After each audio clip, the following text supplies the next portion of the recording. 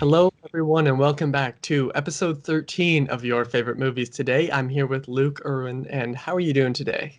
Oh, I'm great today. How are you? I'm doing pretty good. I've had a good day. Got some Batman comics that I'm going to show off on Instagram soon. And Oh, what are we nice. talking about today? Today we are talking about 500 Days of Summer. This is an amazing movie. This has been one of my favorite movies of the genre for a while, and I'm so glad we're finally going to get to talk about it. Glad to have you on the channel. We did an episode of movie drafts together hmm like 2 or 3 weeks ago, Yeah, a something few like weeks that. ago. Yep. So yeah, we'll just say that. And do you remember the first time you saw the movie? Oh, yes. That's probably why I love this movie so much because a lot of it just comes to things that were going on in my life at the time. And that's usually with film. That's usually what draws me to a lot of films. Is I'm just type of person that finds like symbols and various things like that. But we may go a little deep for a second, but that's okay. We Yep, can that's talk okay. about the movie in a second. But yeah, so when this came out in 2009, I was still in college at the time. Went to university for computer science, but yeah, during this time, this was prior to when I met my wife. So prior to my wife, I had one serious relationship, and it was quite a few years of investment, but some things happened and it didn't work out. And I remember during this time, with college and working, it was hard to keep up on movies, and I kind of did a sprint where I would just not really look at trailers. I would just kind of go blind.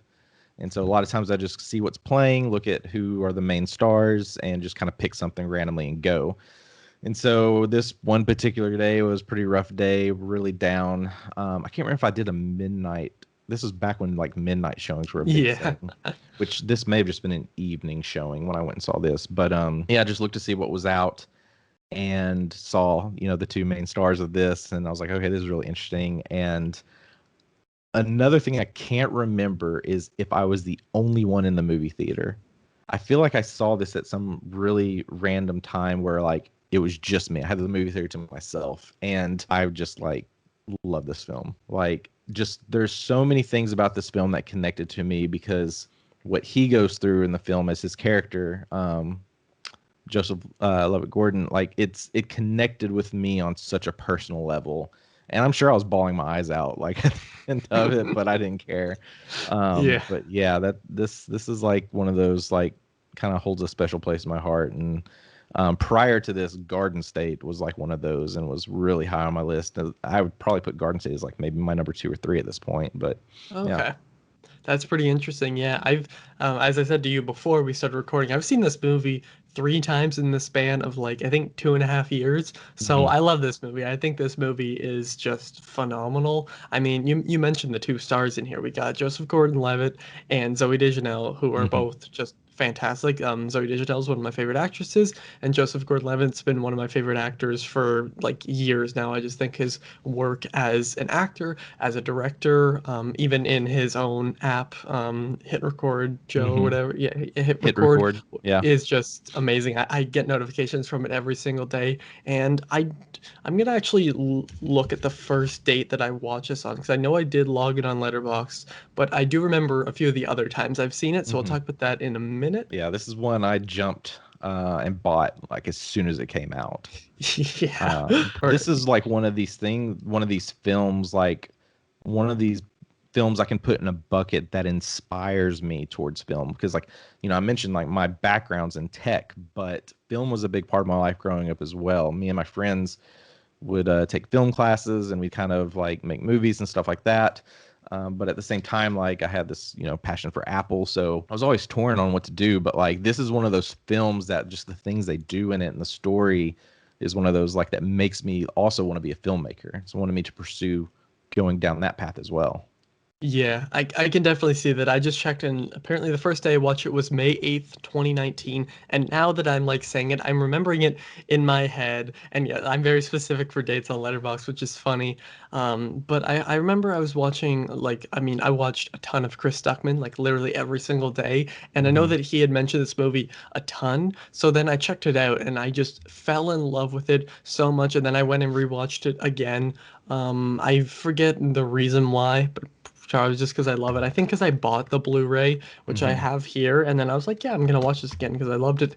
And then in September of last year, I watched it again because I was in a little bit of a rough patch, well, in a very big rough patch, we'll say. I won't get too into it, but kind of in somewhat similar ways to you. Like Yeah. I get it, and stuff was not easy, right? So then I just watched it, and every single watch has affected me differently. I've watched it all kind of the same way as my favorite romance movie of all time, Eternal Sunshine of the Spotless Mind. Every Mhm. time I watch it, I'm at a different point in my life, if that makes sense, and I find something like this like even more special about it. And for Mhm. me, I mean, this is kind of jumping straight to it, but the expectations versus reality scene here is in my top 10 favorite movie scenes of all time. I think it is one of the greatest things ever put to entertainment, like film, TV show, anything like that, any media source, whatever you want to say. I know. Why haven't other films or shows or something done go this route? I mean, yeah, I love that moment. It's so Yeah, incredible. Like even like I know we're kind of like spilling off topic. Even like Loki right now seems like they could do something like that just with the they timelines definitely and could. everything. That would be hilarious. But I'm trying to remember if I had seen a film that kind of does what this does in terms of just bounce around between moments in time. Yeah. And the whole aspect of having the narrator and then you're kind of, getting the setup and then you're jumping forward and then jumping back to see like where these people are going through their relationship was really fascinating. And so that, as from a film, like looking at it through like a filmmaker perspective, is what I loved. I just thought it was brilliant at the time. It's so smart, and because it is named like 500 Days of Summer, we get to obviously, as you say, bounce around, and we bounce Hmm. around with the different numbers here. And then, of course, Zoe Deschanel plays Summer in the movie, so Right. it's like little things that I think are just thought out so well. And obviously, Mark Webb directed this. I think this is easily the best thing I've seen from him. I'm not big on the Amazing Spider-Man films, but this one it's just up there. Like it's one that just is one of the most special films to me because as I said before, like it always means something, always leaves such an impact because there are some hilarious sequences here. They are so funny, and also it gets pretty sad and pretty like dramatic. Like Joseph Gordon-Levitt, as I said, is one of my favorite actors. So what he impresses me in every single movie he's in, obviously, but Yeah. he's definitely down in the slumps sometimes, and it always works. Like I think with Mark Webb, like the tone is always Hmm. balanced really well. Yeah, Joseph Gordon-Levitt, I it's gonna show like our age difference a little. He's someone I grew up with. I grew up with 10 Things I Hate About You. we're gonna go before that. Third Rock from the Sun. Oh, wow. So have you ever seen that series? No, but I've seen clips of him in it. Okay, so this is where he got his start. Yeah, Growing up, I grew up when this aired, like on really. prime time. So this is one of those shows like my family would sit down and watch together after dinner. Um, so grew up with him, but as I got older and started diving deeper into film, there's probably moments where I wasn't paying attention to him, but then I started to, and then like especially after this film, like just deep dive into his collection, because there's so much from him. Like usually it's like style, like I want to kind of mimic his style, Yes. and then seeing like what he's done with Hit Record, like was Yes. big impact on me because like my background's mobile and startups and that whole tech land. So seeing someone in film getting into that side of things was like really cool and inspirational for me as well. Yeah, I Yeah. think it's really great. And with hit record, like one thing I struggle with is getting a start. And that's obviously Hmm. what the big thing is that they prompt you and then you write whatever, you show whatever. That's what I really love. And for Joseph Gordon-Levitt, like I've kind of like my goal is one day he's one of the few actors I just want to watch every single film in his filmography. I've Hmm. made my way through a bunch and I've kind of dug and tried to find more and more. But he like I mean, as a director, I'm not sure if you've seen Don John, but it is Hmm. awesome. Like Yep. it is a very, very well made movie, very mature, we'll say. Yeah. If people look up the premise of the movie, I won't say that'll be a fun surprise. It is a great movie as well. I mean, of course, he was in Inception. The first thing that he really like I think that I really saw him in, I mean, as a younger was The Dark Knight Rises, and just like Mhm. ever since then, it's just like his role in that movie is even stuck in my mind. And there's just countless other movies that I could go through and name them all. But I also feel like we have to talk about Zoe Deschanel because she's Oh awesome. yeah, Obviously, I grew up with her, seeing her in Elf every single year. yeah. And then last year I watched Almost Famous, which is just a masterpiece of a movie. And then I see her here, and I'm just like, her range is so good. Oh yeah, definitely. Elf is a go-to. See that at least every Christmas. Yes. Even in New Girl,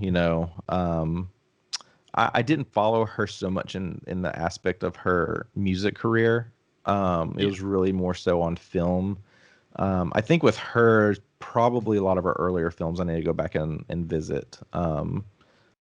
It was really, this was one of those, again, this is one of those moments, like seeing her in this film was like, okay, I need to keep her on my radar and see what she does, Yeah. which is really That cool. that's kind of what I did as well, because I saw her in Elf, but like most of the time when I would watch Elf up until like almost the point where I watch this movie, I'm watching it because it's a fun movie and stuff and Mhm. it's hilarious. But then when I see a film like this, I want to go and explore because I feel like the performances are just so real and genuine in the movie, and that's what the movie really kind of benefits from, is because Mhm. it feels so realistic. Oh yeah.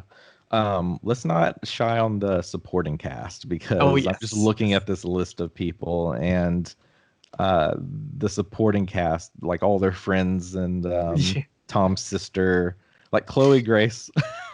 She is Her so role in funny. this is just like it's a little crazy, but I loved it so much. And I have a younger brother, but like I think it's always cool to see sibling type characters that have this much space between them and like how they can Yes. interact because it's like he just goes to her for so much support. And she does such a great job at it. But his two friends were like such a great part. It's just that support system, right? Like they're going Yeah. through so much. I mean, this guy, like, he just wants to find someone, and then he Yeah. does, and it's like the perfect thing, and then it ends up not being the perfect thing, and he just Yeah. wants to tear everything down, and you have these two guys that are holding him together. Yeah, like he works at a greeting card company, they Mhm. write cheesy, shitty one-liners in like all of their cards. So, he's kind of stuck with that all the time. But then, when he finally meets someone, it means a lot to him and it seems so like real. But then obviously we know what happens there. I mean, it's obviously the whole point of the movie. And then you have little things like the young Chloe Grace, whatever her last name is, Moratis or whatever it Right. is, and she's just so funny. Like I can't remember what sport it is. I think it's soccer, but like when Yeah. they're sitting at the soccer game and what she says to him is just unbelievably funny. Of his friends as well, and like even in scenes like the drunk karaoke, just so funny every single time. I'm big on music as well, and this is one of those films that put me onto some new music. Yep. So the song that he sings, I listen to that regularly.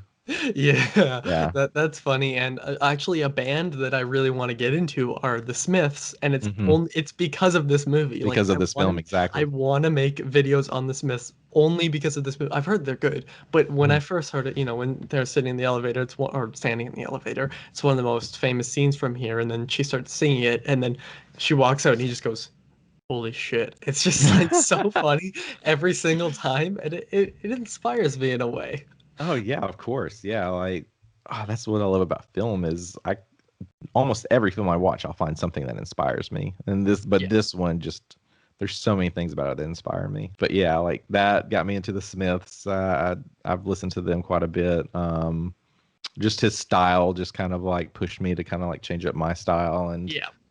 as we were just mentioning that, I totally forgot because it's been a while since I've seen. It's one of those things like where I'm at in life now. It's almost like, do I need to still watch this movie? This has that special place for me, but kind of at the end, he meets Autumn, Yes, which and is just ironic, I think like so amazing ironic. too. Yeah, it's like he gives up on this job that was just meeting ends meet, whatever, and to go after his passion. And then through that meets Autumn, which was really crazy. And Yeah, so I feel like I've met my Autumn. So that's um, nice. Because this has always been like go-to movie if like I'm just generally just sickly, not feeling well. I always put this on. It makes me feel better. But yeah, those moments at the end were just like that's what just really uplifted me. Especially when I first watched this. Yeah, it's like there is hope out there. That's Yeah. kind of it, because a lot of the movie is very, depressing. There's lots of scenes in the Hmm. rain and stuff, and one of the best scenes is like you can even tell like with the characters, because Joseph Gordon-Levitt, I think Zoe Deschanel does as well, but Joseph Gordon-Levitt's wearing like darker clothing and they're just talking on the bench, and it's just like it's really personal but really great. But then by the end, when he meets Autumn, which as I said is just ironic and hilarious. Like it's just one of those things where sure you can predict it, but it works perfectly for the film. And I don't know, there's something about it that it makes you're laughing, you're a little depressed, and then it comes to the end and it kind of goes down and then uplifts you. And I Yeah. think that's what makes it such a great movie. Oh yeah. It's like I said, it's those little things because to this day it's those little kind of moments I always discover as well. I Yeah. always find and it usually ends up being things. That was like a big part of like, the home that I lived in is like the previous family had, names similar to ours, if not the same name. And it was just like you take that as a sign. You're Is it like, meant to be? I Yeah. see what you're Yeah. doing. Yeah. That's funny, yeah. And are there like any specific, is there like one specific moment when you first saw it or maybe on a rewatch that like really impacted you? I know you said the film overall, but is there like one specific moment you remember watching and just being like, damn, like that's something else, if you get what I mean? Um, Films like this, it's kind of everything, but I think a lot of it for things like this, maybe looking at other characters very specifically. It's kind of like watching this. You can watch this deeper through the eyes of like Summer's point of view. Yeah. You can watch it through Tom's point of view. You can watch it his friend's point of view. It's just really looking at that, and a lot of it may depend on my moods. Like, there's parts of the film where Tom just is just frustrated. He just wants to Yeah. break everything, and I may be in that kind of mood versus just generally down and lonely. Feels like, is there Yeah. anyone out there for me? It's just those little moments connect with me just based on my current mood.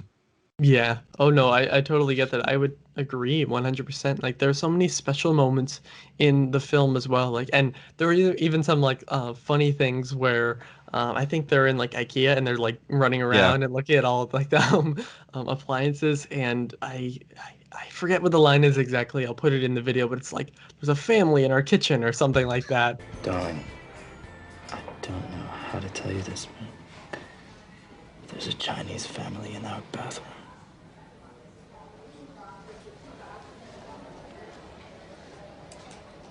It's just like the random family there, and I think it's so funny. Like there are little jokes like that, and then we have like randomly, that bigger musical sequence. A lot of people refer to this as a musical. I think that's bizarre No. and stupid of them Yeah. to say. It's so wrong. And I love musicals. That's coming from someone who loves musicals. That's obviously very incorrect. But even that sequence is just so like just exciting.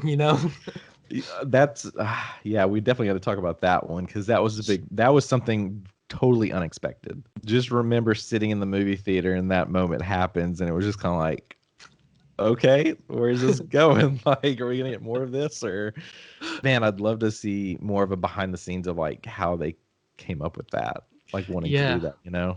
Like I feel like it was just like Marc Webb or someone just sitting like not being able to sleep at like 3 in the morning. They're like, a musical sequence. How do we put it in the movie? And then somehow they found a way to do it. I think that's what makes the movie so great. And it's like it's paced perfectly. There isn't a Yeah. slow moment as well. Like I forget how long. Here it's only an hour and 35 minutes, 95 minutes. Yes, Hmm. it's proper math.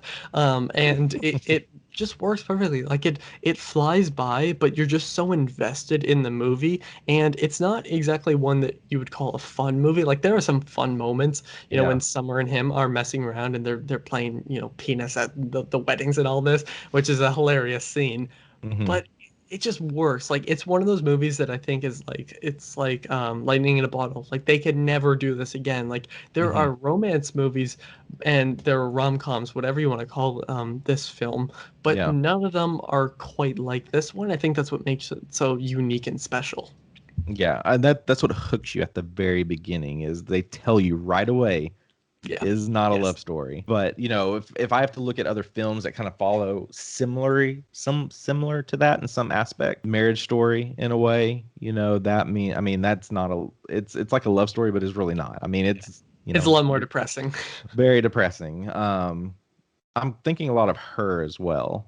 Yeah. Which you kind of think like the two main characters both have similar jobs of writing these kind of True. cards. He's not not really writing greeting cards per se, but they both have similar Yeah. They both were in jobs. the same place. Yeah, exactly. Yeah, those, if you look at like, these aren't your typical rom-com love story type films at all. No, they seem like it, and maybe if you were to explain it to someone, well, if you explain to someone that Joaquin Phoenix has some interesting stuff with Scarlett Johansson's voice on the phone, is it's a little weird. But Yeah. like if you just explain the basic premise of the film, I don't think it could even, on this one or the other ones, I don't think it could even touch on either the greatness or like the reality of the film. And I think we do have to discuss a little bit more in depth about the expectations versus reality, or at least I have a lot to say about that, because every single time I watch the film, when that scene comes up, I'm just like, this is one of the greatest things ever. Mhm. Like, would you agree? Oh yeah, and even and maybe this is just, I don't even know how to explain it. Like, I've probably had moments in my life where essentially that's what you're going in your head. I mean, I think that's where the idea comes from, is these kind of budding romances, or it's when you're uncertain of things, but you're setting up this expectation in your mind, like, Yeah. I'm gonna go do this and bring her this, and in your mind you're thinking like, this is what I'm gonna get in return, but you just Yes. don't know until you get there. Oh And yeah. I've had plenty of those moments growing up.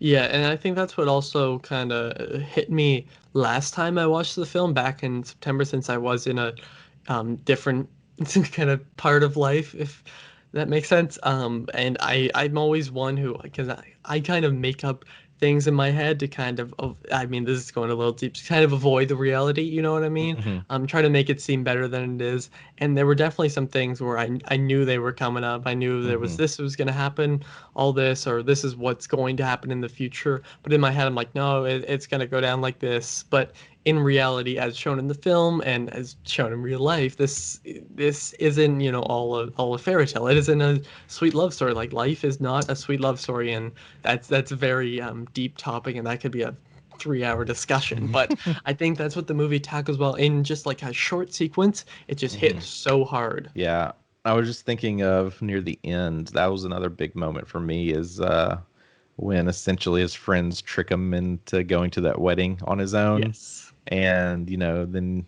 it's setting up like you could encounter these former coworkers, and that's like a moment I've always wondered, like, what would happen if, like, I always think about that when I go back and visit family and stuff, like, who am I going to see? Yeah. Am I going to see, Yeah. and what's that interaction going to be like? It's like you never really know what's gonna come. You're just hoping for the best. You're just like, oh please don't let Yeah. it be this person. And I think that's what the movie also does really well, because it makes you think. Like, it sticks with you. It makes you think about all this stuff in the end. And I think that's what really makes a great movie. I Hmm. almost feel like it's underappreciated, just because I'm not saying like it's super underrated. I'm not sure Hmm. if how many awards or anything like that. I'm not sure if you know this, but I just don't really hear that much talk about it. And like, even when I do, it isn't like praised to the same level as obviously you or I would have it at. And again, it's all Hmm. just opinions. But Yeah. every time I watch this movie, I finish it, I just go, yeah, that's a masterpiece. Yeah, yeah. This, I don't know if this won any awards or anything, but it's kind of one of those you could put under. It has that quote unquote cult following type Yes. films. I've got a few. That's probably what I need to do next, is make my own like list of like films that I put in that category, Yeah. and want to talk about more. Yeah. Yeah, I agree, because it's like the people who love this film, they really like really love it, and they share like a great passion for it. Like, I've seen some videos on it that are just amazing on YouTube, and I just, there's the other time where someone will watch it, and I feel like they almost just don't get it. Again, it could just be Yeah. opinion, No, but like, exactly. Yeah. it's just like it's on one watch where they're like, yeah, it was fun, it was cute, it was charming, and it was like everything that I kind of expected going into it. I'm like, we didn't watch the same movie. Yeah. Exactly. Yeah. And I'm okay with that. This Yeah.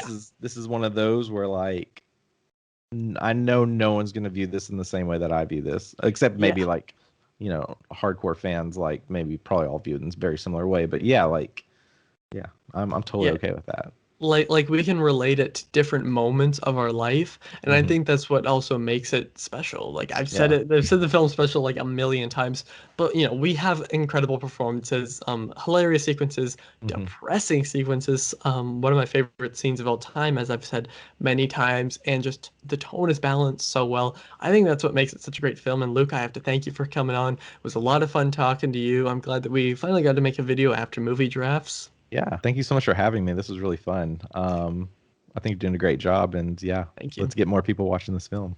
Yeah, oh yeah. I hope that for the people who are watching this or like regular viewers, anything, if you haven't seen this film, I hope you actually clicked off and then checked it out. But anything like that, and all of Luke's stuff will be linked down below. He makes some great videos that I highly recommend checking out. And is there anything else about the film or anything you'd like to say? Fun fact moment. I was always blown away by this. The character Mackenzie, Jeffrey R. Arind. I'm maybe pronouncing that name wrong, so apologies to whoever. Please correct us below. I was always blown away that I don't think he is anymore, but in real life he was dating Christina Hendricks.